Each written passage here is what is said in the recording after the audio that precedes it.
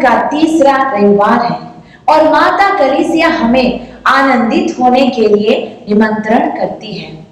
माता कलीसिया भी आज के रविवार को आनंद और हर्ष का रविवार मानती है, जिससे यूनानी शब्द में गौतरते संडे भी कहते हैं।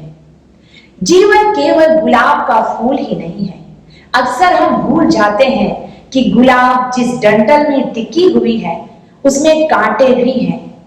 जीवन सुख और दुख के दो किनारों में ठोकर खाते आगे बढ़ती है। हम कभी चांदनी रात में भी हंसते हैं तो कभी अमावस की अंधकार में ठोकर खाते हैं। जब सूरज डूबता है तो हम इसी आशा में रात गुजारते हैं कि कल सूरज फिर उगेगा। जीवन इसी का नाम है। आज का पहला पाठ को हम देखेंगे तो इसी आशा को जीवित रखते हुए हमें यह बताता है कि ईश्वर की मुक्ति एक दिन जरूर आएगी। इस्राएली जनता के लिए यह आशा ही उनके विश्वास का कारण था। यूहन्ना बपतिस्ता अत्यंत ही आनंद पूर्वक यीशु के ओर दिखाते हुए यह घोषणा किया था कि ईसा ही ईश्वर का मेमना है।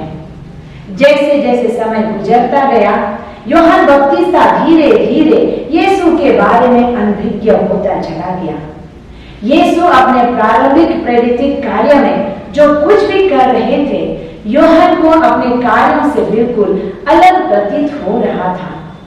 यूहन्ना केवल एक प्रकार की आग और रोष का प्रतीक था। उनके उपदेश में रोष भरी मन फिराव की एक आह्वान था, जबकि यीशु एक दयालु प्रचारक के रूप में प्रकट हुआ।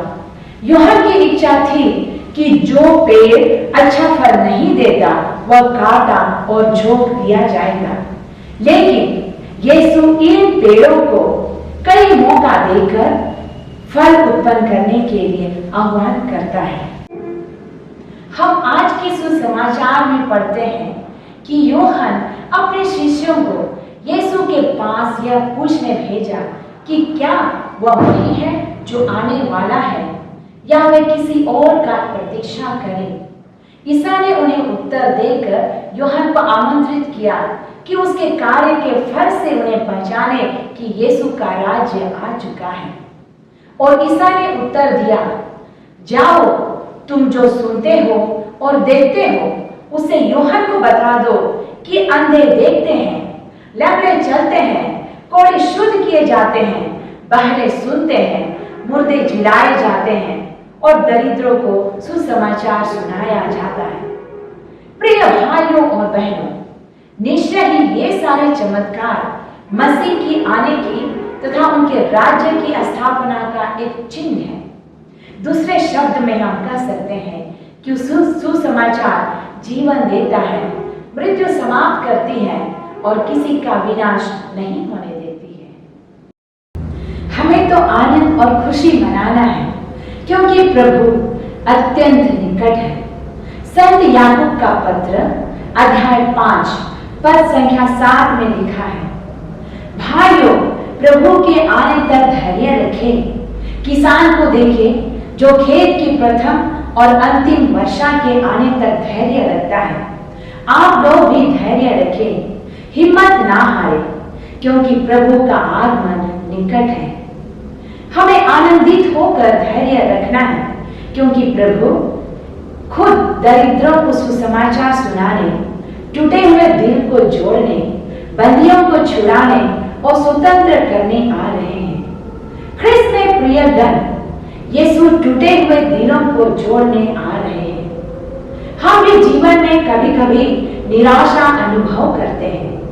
हमारे मन मस्तिष्क में कई तरह तरह के सोच विचार एवं चिंताएं आते रहती हैं तथा हम इन चिंताओं से ग्रसित एवं टूट जाते हैं। जब हमारे बीच से ही कोई गुजर जाते हैं, जब हमें कामयाबी नहीं मिलती है, लाखों मेहनत के बाद भी हम सफल नहीं हो पाते हैं, हम लक्ष्य रखकर भी अपने लक्ष्यों को हासिल नहीं कर पाते हैं, जब हम अपने ही लोगों से विश्वासघात किए जाते हैं, जब हमारे प्रिय मित्रगण हमें धोखा देते हैं, जब लंबे अरसे के दोस्त भी हमें गाल में थप्पड़ देकर चले जाते हैं, जब हम खुद ही अपने कमजोरियों से विकलांग हो जाते हैं और जब हम अपने ही छोटे चीजों के लिए दूसरों पर निर्भर करते हैं, तब यीशु इस टूटे हुए दिल को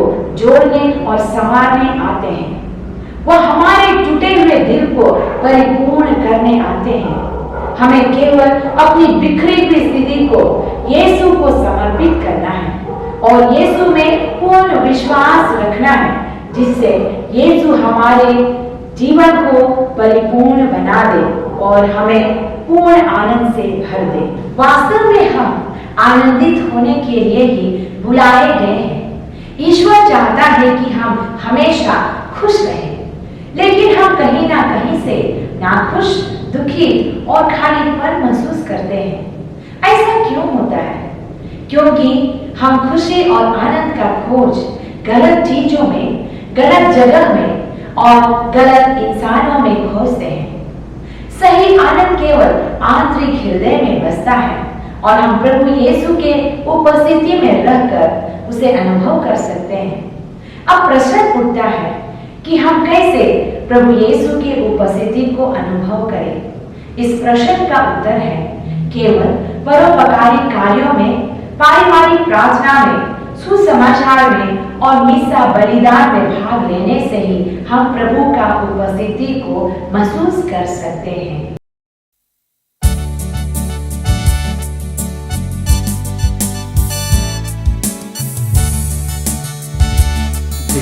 प्रभु आता है, सुन पहरों के पुकार।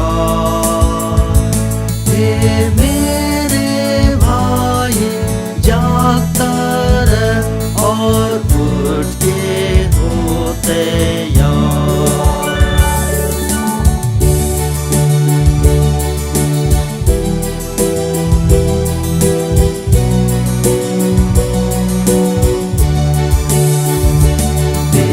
प्रभु